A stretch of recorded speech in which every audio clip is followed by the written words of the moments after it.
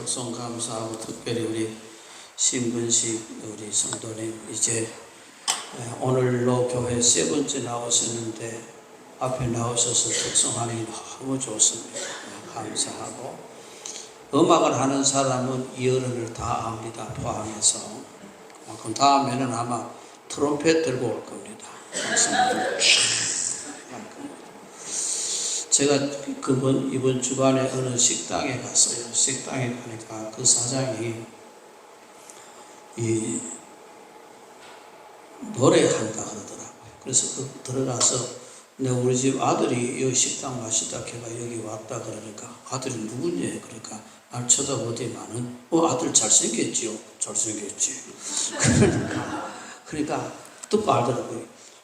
너희죠 하더라고. 알지? 너희지 그 큰딸이 우리 집 된장찌개를 너무 좋아해서 가끔 온다 그러면서 그래서 노래하신다 그러길래 우리 신근식 선생님을 아시느냐 그래 물었더니 우리 어릴 때부터 아는 선배님이라고 그래 이야기해.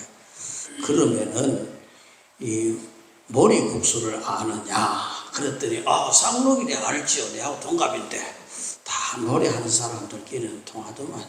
그래서 감사를 드립니다. 여러분 오늘 위대하신 분의 찬양을 들으시면 아시기 바랍니다.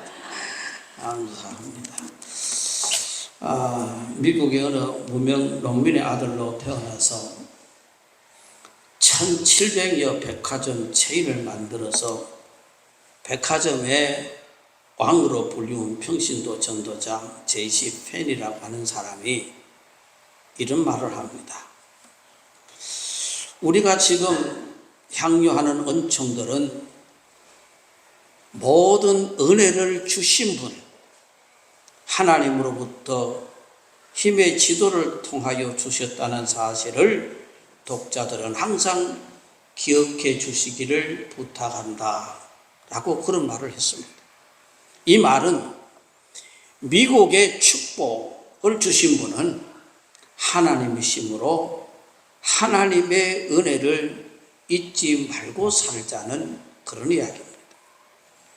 오늘 본문에 이 아브라함은 일생 동안 하나님의 은혜 속에서 살았으며 당대뿐만 아니라 후대에도 그 혈통을 통해서 그리스도가 탄생합니다. 그래서 아브라함의 자손, 다윗의 자손, 예수 그리스도의 세계라 그렇게 말씀하잖아요. 그리스도께서 탄생되시는 엄청난 특별한 은총을 받은 사람이고 많은 사람들을 축복의 열매만을 원하지만은 그 축복의 열매가 맺히기까지의 그 고통과 고뇌와 갈등을 우리가 알아야 돼요. 열매가 절로 맺히는 게 아니에요. 그 많은 고통과 갈등과 어려움이 있었다는 사실이죠. 믿음의 조상이라고 불리운 아브라함은 창세기 12장 1절 말씀에 여호와께서 아브라함에게 이르시되 너는 너의 본토 친척 아비 집을 떠나 내가 내게 지시할 땅으로 가라 하는 명령을 받게 됩니다. 그러니 하나님의 선택적인 은혜입니다. 너라고 꼬집어서 너는 본토 친척 아비 집을 떠나 내가 내게 지시할 땅으로 네 마음대로 가는 것이 아니라 내가 지시할 땅으로 가라 그랬습니다.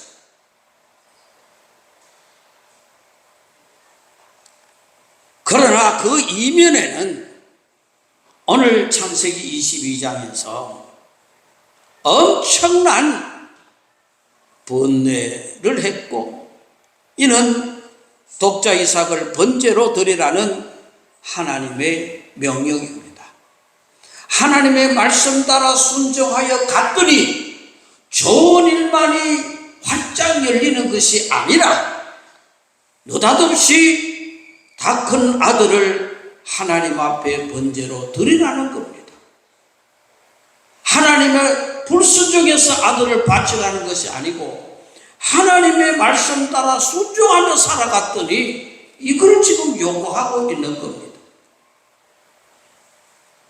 축복의 이면에는 이런 고뇌의 아픔, 아브라함은 어떻게 행동으로 표현했을까?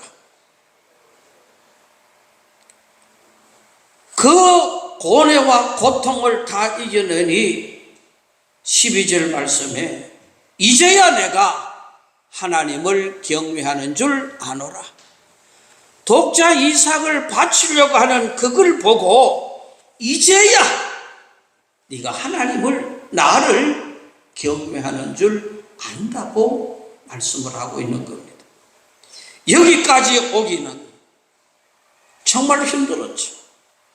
축복의 정상인 모리아 산을 향하여 그의 발걸음이 한 걸음 한 걸음 아들을 데리고 아들을 바치라고 하는 그 산으로 향하여 한 걸음 한 걸음 걸어갈 때에 그 발걸음이 어떤 발걸음이었는가? 믿음의 발걸음이었습니다. 1절 2절에 나오는데 아브라함의 생은 철저한 믿음의 생입니다. 그는 오직 자신에게 계시해 주신 살아계신 하나님께 대한 확고한 믿음으로 살았습니다. 그리고 본문에 이삭을 번제로 드리라는 말씀에도 철저히 믿음을 행했던 것입니다. 하나님의 시험은 우리를 범죄하기 위해서 시험을 주시는 것이 아니라 확정케 하기 위한 것, 믿음을 확정하기 위해서, 내가 믿음이 얼마나 있는가 확인하기 위해서 우리에게 주시는 겁니다.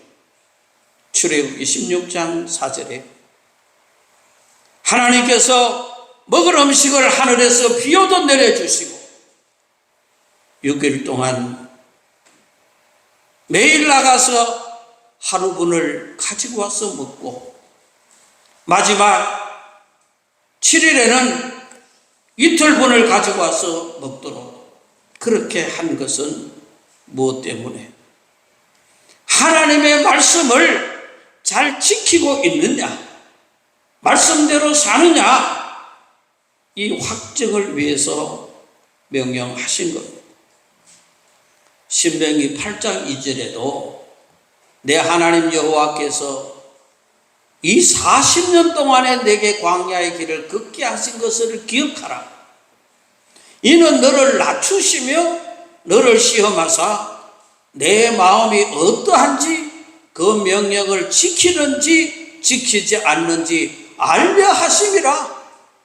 이 광야에 사시면 이 길이 정말 하나님의 말씀을 잘 지키는지 안 지키는지 그 마음을 보시기 위해서 하셨다고 말씀을 하고 있는 것입니다. 믿음으로 하지 않는 모든 것은 죄라고 로마서 14장 23절에 말합니다. 히브리서 11장 6절은 믿음이 없이는 하나님을 기쁘시게 할 수 없다 그랬습니다.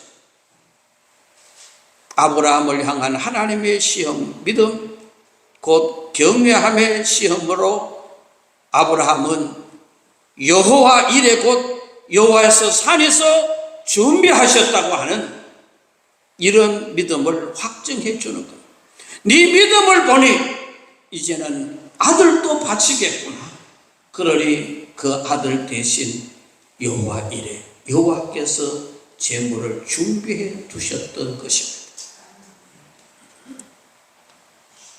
사도 바울도 그러므로 믿음으로 말미암는 자는 믿음이 있는 아브라함과 함께 복을 받느니라 갈라디아서 3장 9절에 말씀합니다. 아브라함의 믿음이 있는 사람은 아브라함의 축복을 받게 되는 것입니다. 여러분의 인생 노정 걸어가면서 우리의 믿음이 걸음이 되어 한 걸음 한 걸음 살아가는 우리의 삶이 믿음의 발걸음이 될 수 있기를 주님의 이름으로 축원합니다. 그리고 두 번째 3절에서는 순종의 발걸음을 이야기합니다. 아침 일찍이 일어나 나귀 안장을 지우고 두 사한과 아들 이삭을 데리고 하나님이 지시하는 곳으로 가는 아브라함의 담담한 모습을 그리고 있습니다. 아침에 일찍 하나님의 명령을 받고 아침 일찍 출발합니다.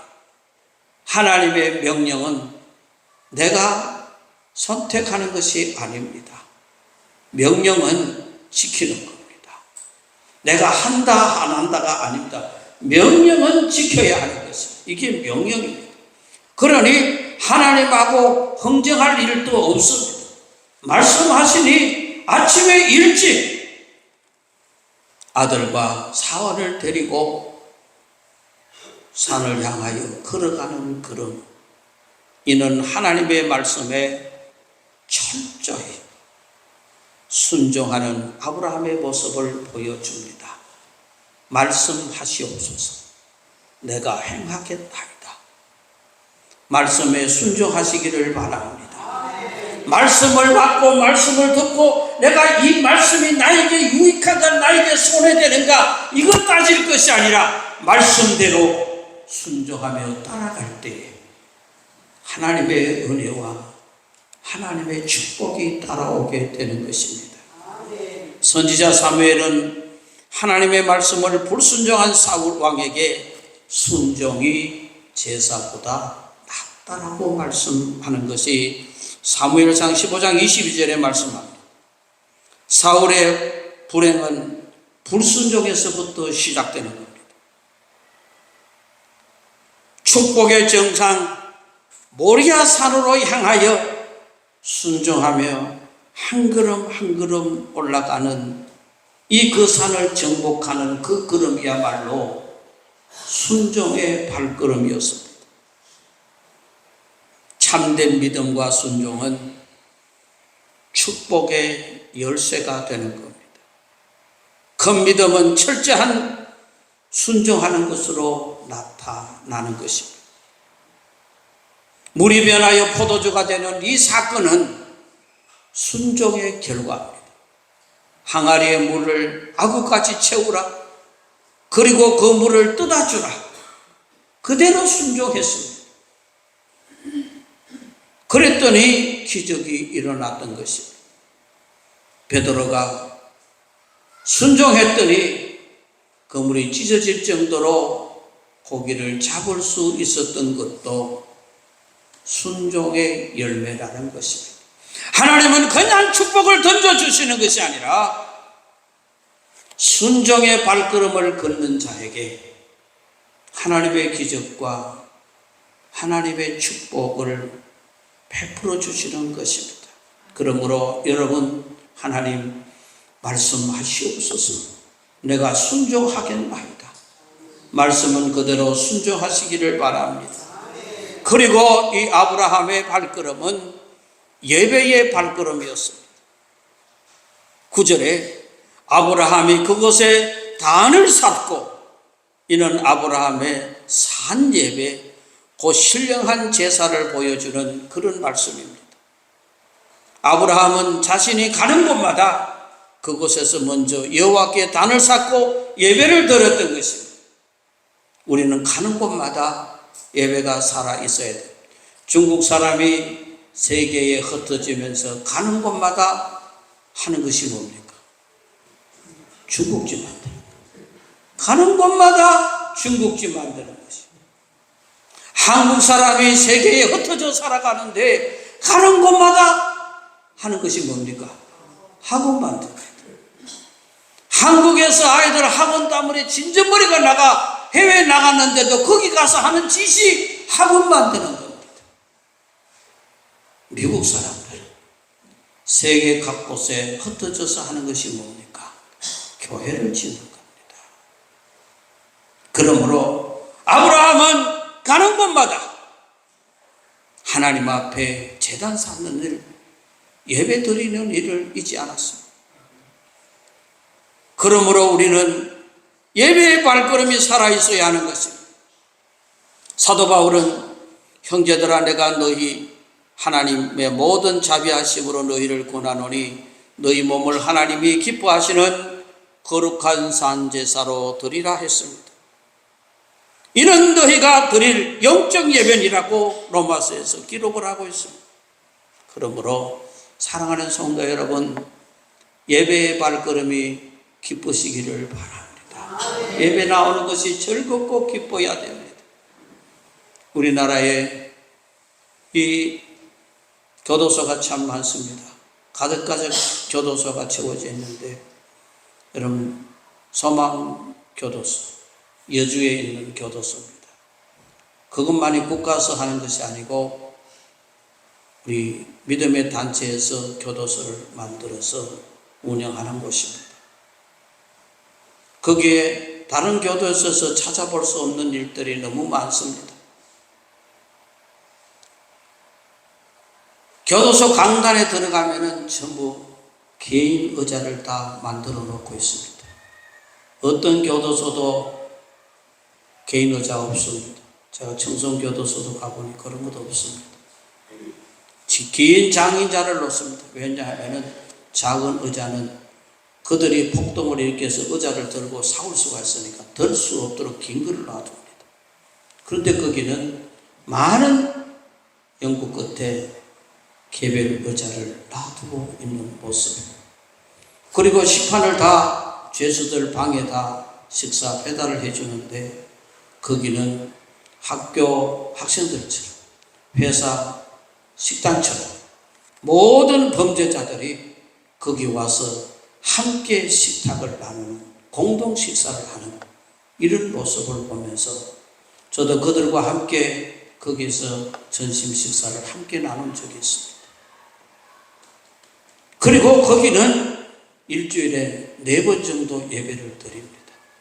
완전 수련회 하는 겁니다. 그 죄수로 있을 동안에 성경 일독을 하고 나가도록 만들고 있는 것입니다.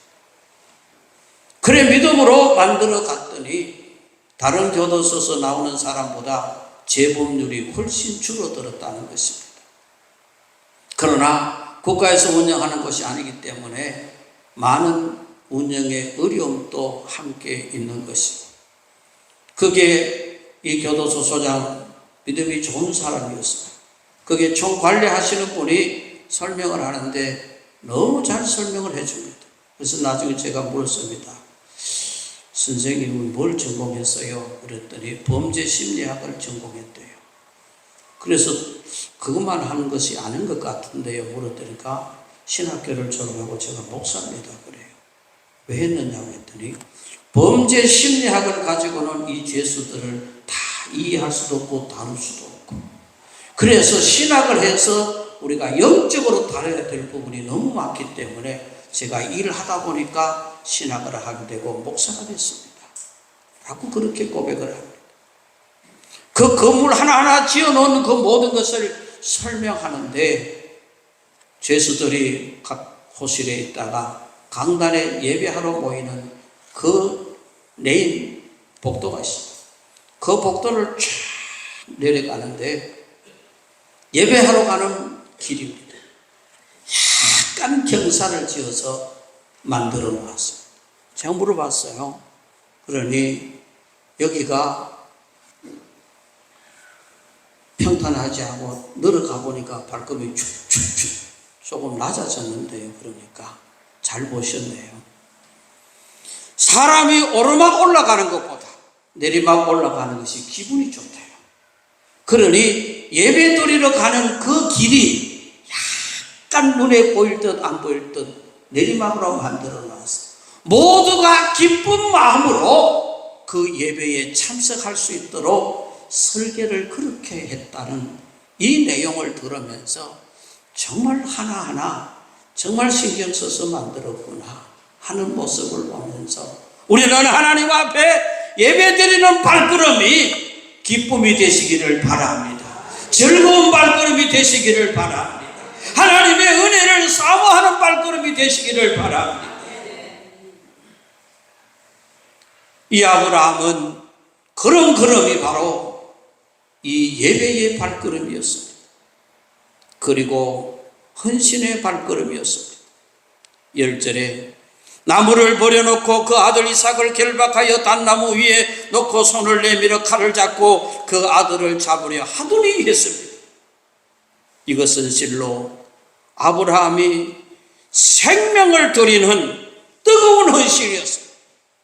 여러분들이요, 아브라함이 장성한 아들을 하나님 앞에 번제로 드리려고 하는 이것이 차라리 자기 자신을 드리는 것보다 더 어려웠던 것입니다.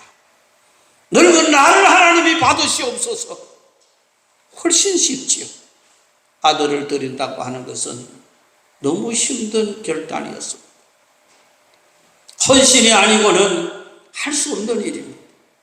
100세가 되어서 얻은 아들, 귀한 아들, 눈에 넣어도 아프지 아니할 만큼 귀여운 독자 이삭을 번제로 드리는 아브라함의 심정을 한번 바꾸어 생각해 볼 때 우리는 과연 어떠한 모습일까? 헌신을 위해서는 또한 아들 이삭의 희생적인 순종이 있었습니다. 그 아버지의 그 아들의 신앙이었습니다. 여러분, 아브라함이 아들을 드리려고 할 때 역사가 요세푸스는 말하기를 그때 이삭의 나이가 25세쯤 됐다 그랬습니다. 그런데 거기 아버지의 말에 순종하지 못하고 아버지 보고 욕하고 아버지 지금 뭐 하는 짓입니까? 라고 설치돼 버리면, 도망가 버리면 어떻게 따라갈 것입니까? 갈 길이 없지 않습니까? 그 아들의 순종, 아버지를 닮은 것입니다. 아브라함만이 아니라 그것은 이삭의 합작이라고 볼 수 있는 것입니다. 이삭이 도망가 버리면 어떻게 따라갈 겁니까? 모든 것이 끝나죠. 여러분 알다시피 제 아들이 이단에 빠져서 헤매고 있을 때에 강원도 평창에 가서 함께 숙식을 하면서 그를 바른 믿음으로 옮겨가는 그 과정 속에 많은 어려움이 있었습니다.